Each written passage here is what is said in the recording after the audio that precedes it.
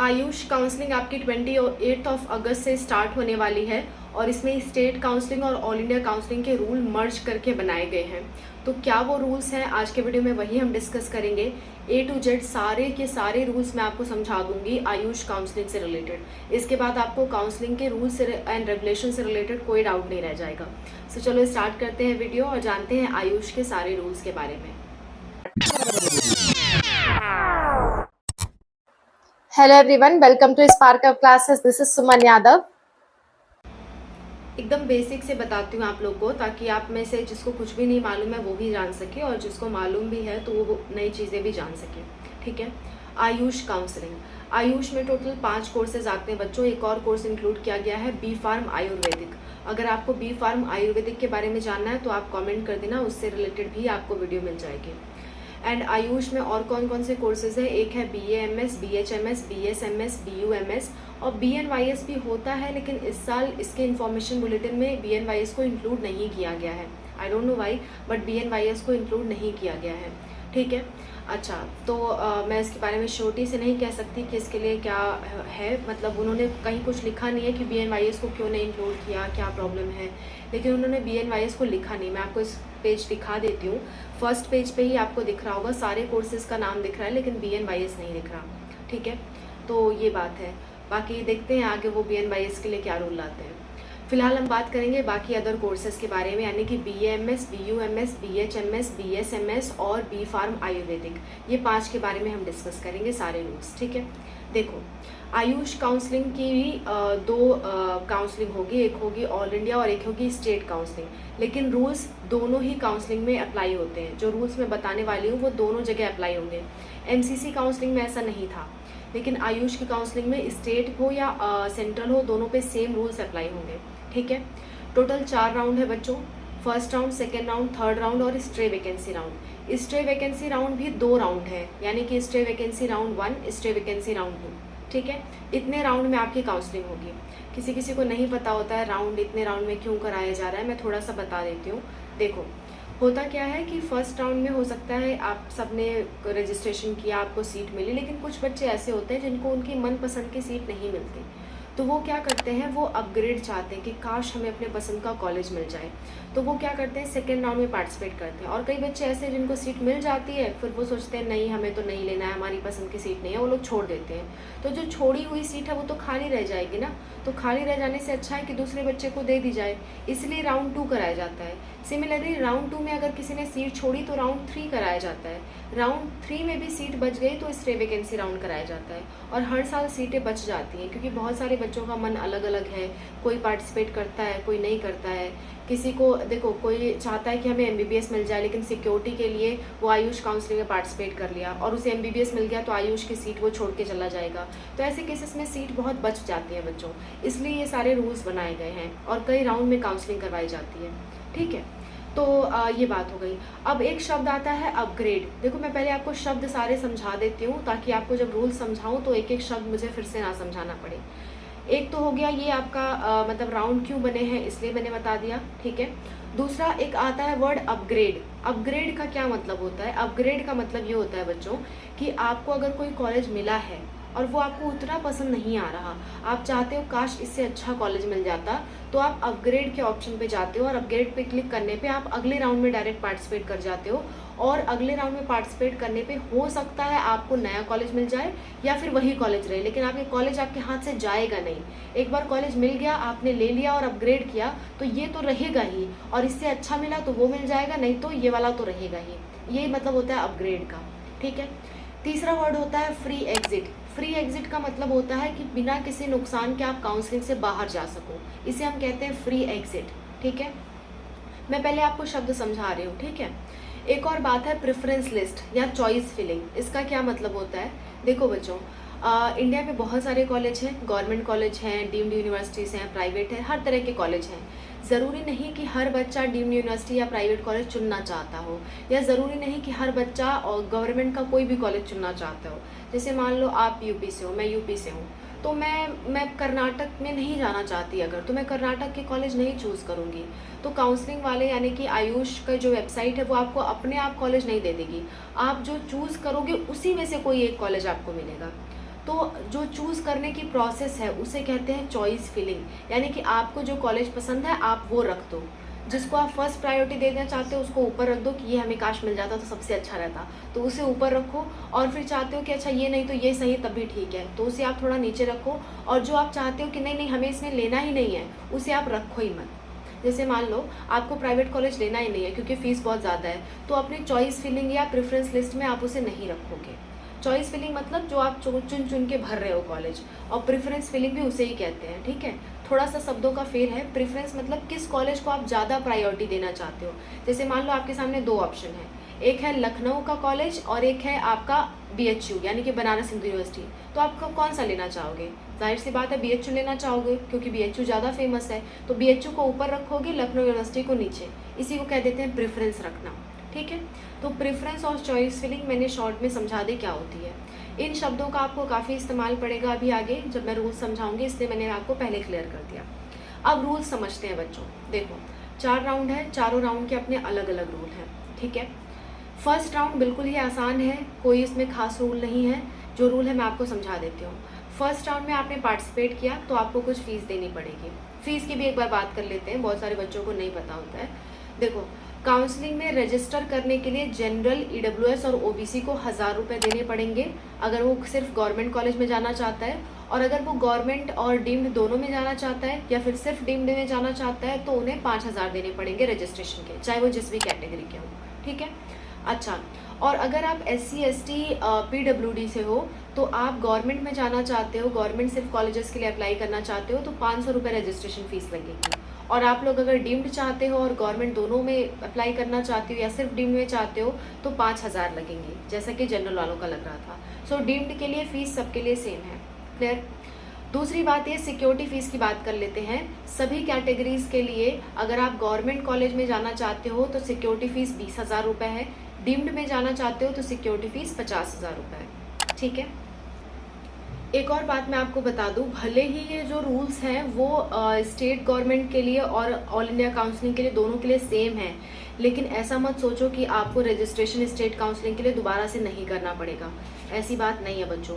All India counselling में जो आप रजिस्ट्रेशन कर रहे हो, जो आप सिक्योरिटी फ़ीस दे रहे हो वो तो है ही, स्टेट काउंसलिंग में फिर से रजिस्ट्रेशन, फिर से सिक्योरिटी फ़ीस देना पड़ेगा, ठीक है। इसके लिए आप क्लियर रहना। ये सारे मैं रूल्स ही बता रही हूँ आपको, 1 बाय 1 सारी चीज़ें मैं कवर कर रही हूँ, तो थोड़ा पेशेंस रखो। भले वीडियो लंबी है लेकिन आपके काम की है, और आपको इस वीडियो के बाद आपको रूल्स के लिए परेशान नहीं होना पड़ेगा, ठीक है।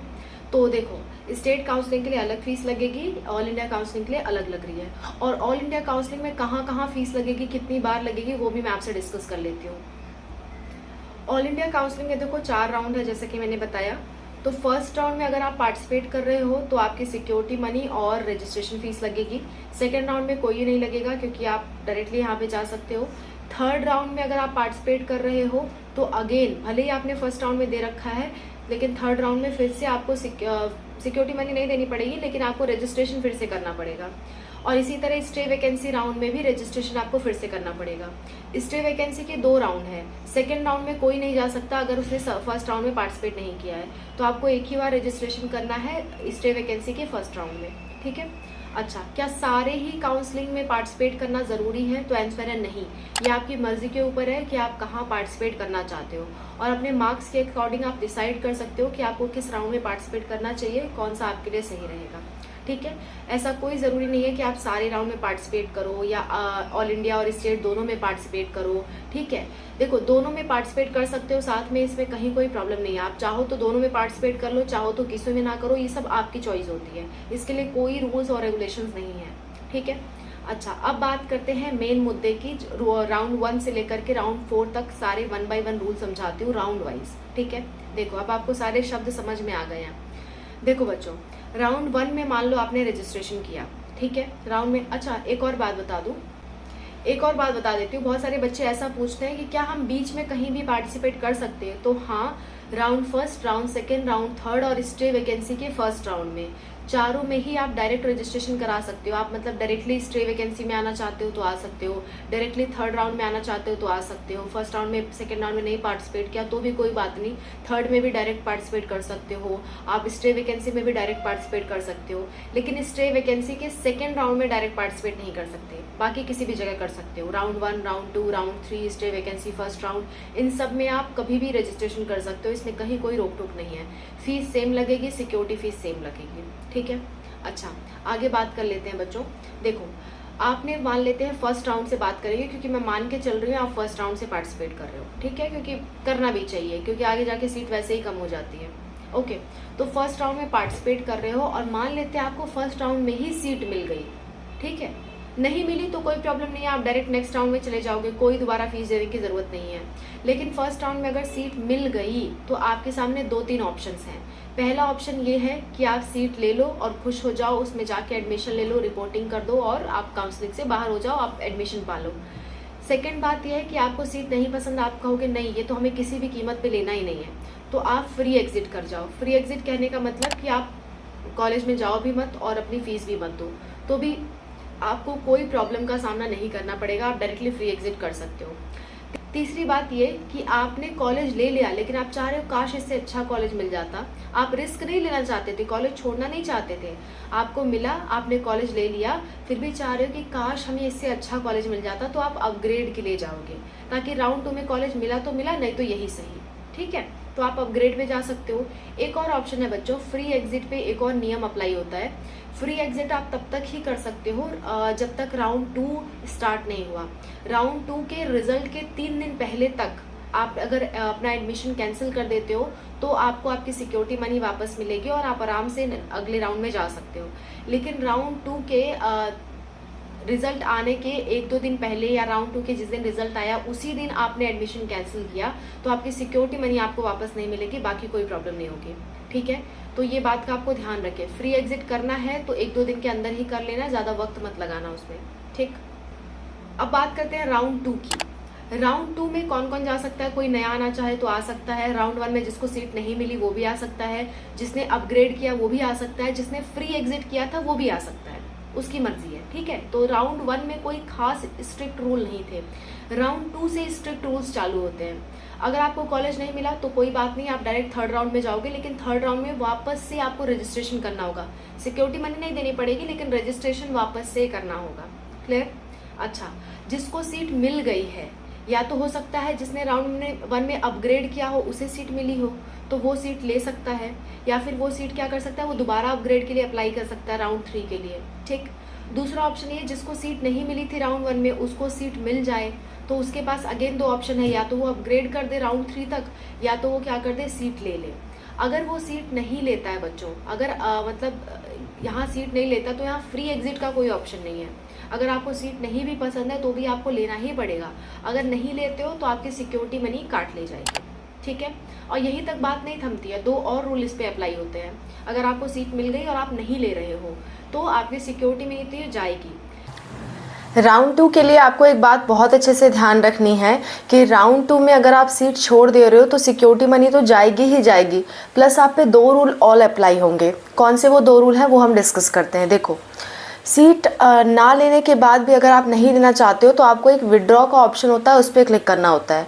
अगर आपने उसमें डिले की तो आपके साथ कुछ एक्शंस हो सकते हैं, उसी पे ये बेस्ड रूल है, ठीक है। देखो, राउंड 2 में सीट अलॉट हुई, अगर नहीं हुई तो कोई बात नहीं, नेक्स्ट राउंड में आप जा सकते हो आराम से, लेकिन नेक्स्ट राउंड में फिर से रजिस्ट्रेशन करना होगा। लेकिन सीट अलॉट हुई, आपने ले लिया, वेल एंड गुड, बहुत अच्छी बात है। इसके आगे आप अपग्रेड के लिए भी अप्लाई कर सकते हो। लेकिन राउंड 2 में सीट अलॉट हुई और आपने नहीं लिया, ठीक है, नहीं लिया, तो इस केस में आपकी सिक्योरिटी फ़ी रिफ़ंड नहीं होगी। प्लस 2 रूल हैं। क्या रूल है? देखो, मान लो कि आज 26 अगस्त को राउंड 2 का रिज़ल्ट आया, ठीक है, और जो आपका राउंड 3 का रिज़ल्ट है वो 3 सितंबर को आने वाला है, मान लेते हैं ऐसा। तो 3 सितंबर, 2 सितंबर और 1 सितंबर को छोड़ करके इसके पहले अगर आपने अपना एडमिशन कैंसिल कर दिया, विड्रॉ कर लिया, तो आपकी सिर्फ और सिर्फ सिक्योरिटी मनी जाएगी और आप पे कोई रूल अप्लाई नहीं होगा। आप नेक्स्ट राउंड में चाहो तो पार्टिसिपेट कर सकते हो, स्टेट काउंसलिंग में भी पार्टिसिपेट कर सकते हो। लेकिन अगर आपने इन 3 दिनों में एडमिशन अपना विड्रॉ किया, यानी कि 1 सितंबर, 2 सितंबर, 3 सितंबर, इन 3 दिनों में आपने अपना एडमिशन विड्रॉ किया तो आपकी जो सिक्योरिटी मनी है वो तो जाएगी ही जाएगी, प्लस आपको ऑल इंडिया काउंसलिंग से बाहर कर दिया जाएगा बच्चों। ऑल इंडिया की जो काउंसलिंग है उसके आगे के राउंड्स में यानी राउंड 3 और स्टे वैकेंसी राउंड में आप पार्टिसिपेट नहीं कर पाओगे। अगर आपने 3 सितंबर या 3 सितंबर के बाद आपने अपना एडमिशन कैंसिल किया तो क्या होगा, तो आप पे और स्ट्रिक्ट एक्शन लिए जाएंगे, आपको पूरी की पूरी आयुष काउंसलिंग से बाहर कर दिया जाएगा। ना सिर्फ आपकी ऑल इंडिया काउंसलिंग से बल्कि स्टेट काउंसलिंग से भी आप बाहर हो जाओगे। तो इन बातों का आपको ध्यान रहे, ठीक है। आपको अगर एडमिशन नहीं लेना है तो आप जल्द से जल्द विड्रॉ कर देना, सिर्फ सिक्योरिटी मनी जाए तो भी ठीक है, लेकिन पूरी काउंसलिंग से बाहर हो जाओ ये अच्छी बात नहीं है। ओके, आप फंस सकते हो आगे। तो इसलिए आप ध्यान रखना, अगर आपको सीट लेनी है तभी आप राउंड 2 में पार्टिसिपेट करो और प्रेफरेंस लिस्ट अच्छे से भरो, अपने पसंद के कॉलेजेस भरो, ठीक है। ऐसे कॉलेज मत भरो जो आपको लेने ही नहीं है। प्रेफरेंस लिस्ट पे आपको वीडियो चाहिए होगी तो आप कमेंट कर देना, मैं या अनूप सर उस पर वीडियो ज़रूर बना देंगे, प्रेफरेंस लिस्ट कैसे भरनी है आयुष कोर्सेज़ के लिए, ठीक है। अच्छा, आगे बढ़ते हैं, बात करते हैं राउंड 3 की। राउंड 3 में बच्चों आपने पहले रजिस्ट्रेशन किया हो या नहीं किया हो, आपको दोबारा से रजिस्ट्रेशन करना होगा, ये रूल है, ये दोबारा से रजिस्ट्रेशन करना होगा। अब क्वेश्चन ये आता है कि क्या दोबारा से सिक्योरिटी मनी भी देनी है, तो आंसर है नहीं बच्चों, दोबारा से सिक्योरिटी मनी देने की ज़रूरत नहीं है, ठीक है। सिक्योरिटी मनी सिर्फ एक बार लगती है। कुछ बच्चों का ऐसा भी डाउट होता है कि क्या मैम हमने एक बार सिक्योरिटी मनी जमा कर दी तो हम स्टेट में भी वो यूज़ हो जाएगी, तो आंसर है नहीं, स्टेट में वो सिक्योरिटी मनी यूज़ नहीं होती है। आपकी यहाँ की सिक्योरिटी मनी अलग है, रजिस्ट्रेशन फ़ीस अलग है और स्टेट की अलग है, रूल्स दोनों के लिए सेम है लेकिन वो काउंसलिंग पूरी तरह से अलग अलग होती है, ठीक है। अच्छा, राउंड 3 की बात कर रहे हैं। राउंड 3 में कोई भी बच्चा पार्टिसिपेट कर सकता है, चाहे वो राउंड 1 से फ्री एग्जिट किया हो, राउंड 2 से चला गया हो छोड़ करके, वो पार्टिसिपेट कर सकता है, क्लियर।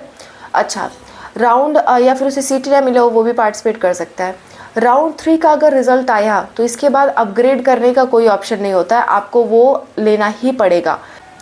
राउंड 3 का जब रिजल्ट आया, आपका सिलेक्शन नहीं हुआ तो डायरेक्टली आप स्टे वैकेंसी राउंड में जा सकते हो, लेकिन फिर से आपको रजिस्ट्रेशन फ़ीस देनी पड़ेगी। यहाँ दोबारा से स्टे वैकेंसी में रजिस्ट्रेशन फ़ीस देनी पड़ेगी, ठीक है। स्टे वैकेंसी का भी 2 राउंड होता है, राउंड 1 राउंड 2, आपको सिर्फ एक बार देनी है, राउंड 2 के लिए नहीं देनी है, ठीक है। और जिसको सीट मिल गई उसको सीट लेनी ही लेनी है, नहीं लोगे तो सिक्योरिटी मनी भी जाएगी और आप सारी इंडिया के काउंसलिंग से भी बैन हो जाओगे और आप स्टेट काउंसलिंग से भी बैन हो जाओगे, दोनों ही काउंसलिंग से बैन हो जाओगे अगर आप राउंड 3 में सीट नहीं लेते हो तो। और आगे के राउंड में तो आप पार्टिसिपेट किसी भी कीमत पे नहीं कर सकते, ना स्टेट में ना यहाँ पे, ठीक है। और एक रूल है राउंड 3 के लिए कि राउंड 3 में आपको सीट मिल गई तो आपको पहले जितनी भी सीटें मिली है, मान लो आप ऐसा सोच रहे हो कि स्टेट काउंसलिंग भी करवा रहे हो ये भी करवा रहे हो, स्टेट काउंसलिंग में आपको सीट मिल गई और पहले आपने उसको छोड़ रखा था, थोड़ा दिन का वेट कर रहे थे कि इसका भी राउंड 3 का रिजल्ट आ जाए उसके बाद हम लेंगे सीट वो, तो बच्चों ऐसे केस में आपके राउंड 3 का रिजल्ट आने पर अगर आपको सीट मिली तो आपके प्रीवियस जितने भी सीट्स हैं वो सारे कैंसिल हो जाएंगे। जैसे आपने स्टेट काउंसलिंग में मिला हो या ऑल इंडिया काउंसलिंग के पहले मिला हो तो वो सारी सीट्स आपकी मतलब ख़त्म हो जाएंगी, कैंसिल हो जाएंगी, भले ही आपने एडमिशन फ़ी वगैरह सब कुछ दे रखा हो। तो राउंड 3 में सोच समझ के पार्टिसिपेट करना। मेरी आप लोगों से या मेरा आप लोगों को ये सजेशन होगा कि राउंड 3 में तभी पार्टिसिपेट करना जब आपको सीट नहीं मिली हो कहीं भी, अगर मिली है तो आप प्रॉब्लमेटिक हो सकता है ये केस, ठीक है। अच्छा, बात करते हैं 4th राउंड यानी कि स्टे वैकेंसी राउंड में। स्टे वैकेंसी राउंड में दोबारा से रजिस्ट्रेशन करना पड़ेगा, भले ही आपने पहले कर रखा हो, ओके। और डायरेक्ट कोई स्टे वैकेंसी राउंड में आना चाहता है तो आ सकता है, डायरेक्टली भी आ सकता है। अगर उसने किसी भी राउंड में पार्टिसिपेट नहीं किया है, डायरेक्टली स्टे वैकेंसी में आना है तो भी आ सकता है, कोई प्रॉब्लम वाली बात नहीं है। स्टे वैकेंसी राउंड 2 होती है, राउंड 1 राउंड 2। अगर आपने राउंड 1 में पार्टिसिपेट नहीं किया स्टे वैकेंसी के तो राउंड 2 में नहीं जा सकते। राउंड 2 में कोई फ्रेश चॉइस फिलिंग या कोई फ्रेश रजिस्ट्रेशन नहीं है, जबकि बाकी सारे राउंड्स में आपको चॉइस फिलिंग तो हर राउंड में करनी पड़ रही थी, ठीक है। पहली वाली चॉइस फिलिंग अगले राउंड में वैलिड नहीं होती है, क्लियर। तो स्टे वैकेंसी राउंड में आना है तो पहले ही राउंड में आ जाना, दूसरे राउंड का वेट मत करना। और स्टे वैकेंसी में वैसे भी सीटें कम होती हैं। सीट नहीं अलॉट हुई तो ठीक है, अगर अलॉट हो गई तो भी आपको लेना ही लेना है, अदरवाइज़ आपकी फ़ीस जाएगी, प्लस आपको पूरी की पूरी आयुष काउंसलिंग से बैन कर दिया जाएगा इसी साल के लिए। ये रूल अगले साल पे अप्लाई नहीं होता है, आयुष काउंसलिंग का कोई भी इम्पैक्ट अगले साल पे नहीं पड़ता है। जबकि नीट काउंसलिंग का पढ़ रहा था। नीट काउंसलिंग में अगर आप स्टे वैकेंसी राउंड में, जो एमसीसी की नीट काउंसलिंग थी, उसमें अगर आप स्टे वैकेंसी राउंड में सीट नहीं लेते हो तो क्या हो रहा था कि आपको अगले साल के लिए भी बैन कर दिया जा रहा था। पर यहाँ पे ऐसा नहीं है, यहाँ आपको सिर्फ इसी साल बैन किया जाएगा। ठीक है, अच्छा, तो ये सारे उसकी काउंसलिंग की बात हो गई। और स्टे वैकेंसी राउंड के राउंड 2 में, स्टे वैकेंसी में राउंड 2 में वही बच्चे जाएंगे जिसको राउंड 1 में सीट नहीं मिली, तो राउंड 2 में मिल सकती है। और अगर कहीं सीट नहीं मिली तो आपकी सिक्योरिटी मनी वापस हो जाएगी। ठीक है, सिक्योरिटी मनी पूरे राउंड्स ओवर होने के 20 से 25 दिन बाद या लगभग 1 महीने बाद आपको मिलेगी। वो कहते 1 महीना है, आप 2 महीना मान के चलना। ठीक है, तो पूरा राउंड ख़त्म हो जाएगा तभी सिक्योरिटी मनी वापस होगी, चाहे आप पहले ही राउंड में एग्जिट कर गए हो तब भी। आपने कभी भी एग्जिट किया है, डजेंट मैटर, पूरे राउंड्स ओवर होने के लगभग 1 महीने बाद आपकी सिक्योरिटी फ़ीस वापस होगी, और वापस उसी अकाउंट में होगी जिस अकाउंट से आपने पेमेंट किया है। तो इसलिए ध्यान रखना, जब भी आप सिक्योरिटी मनी भर रहे हो, रजिस्ट्रेशन कर रहे हो, तो अपने अकाउंट से करना, किसी साइबर कैफ़े वाले या किसी अनजान व्यक्ति के अकाउंट से मत करना। अदरवाइज़ पैसे रिफ़ंड आएंगे तो उसके अकाउंट में आएंगे, आपके अकाउंट में नहीं आएंगे। ठीक है, अच्छा, और जो लोग एडमिशन ले लिए उनके सिक्योरिटी मनी का क्या होगा? तो बच्चों, वो सिक्योरिटी मनी वो आपको या तो रिफ़ंड आ जाएगी या तो आपके एडमिशन में कट जाएगी। जनरली क्या होता है, जनरली रिफ़ंड आ जाती है और आपको एडमिशन जो करवाना है वो आप करवा लोगे। ठीक है, जनरली ये रिफ़ंड आ जाती है आपकी। बट किसी किसी केस में पिछले कुछ सालों में ऐसा देखा गया है कुछ बच्चों के साथ कि वो सिक्योरिटी मनी आपके एडमिशन में कट जाती है, तो वो कहीं आपका वेस्ट नहीं जाएगा, इसके लिए आप निश्चिंत रहो।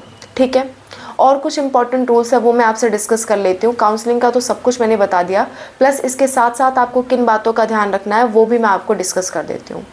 आप एक राउंड में एक ही बार रजिस्ट्रेशन करना। अगर आप एक बार से ज़्यादा रजिस्ट्रेशन करते हो ईमेल आईडी चेंज करके या आधार कार्ड नंबर चेंज करके, तो आपको काउंसलिंग से बैन कर दिया जाएगा।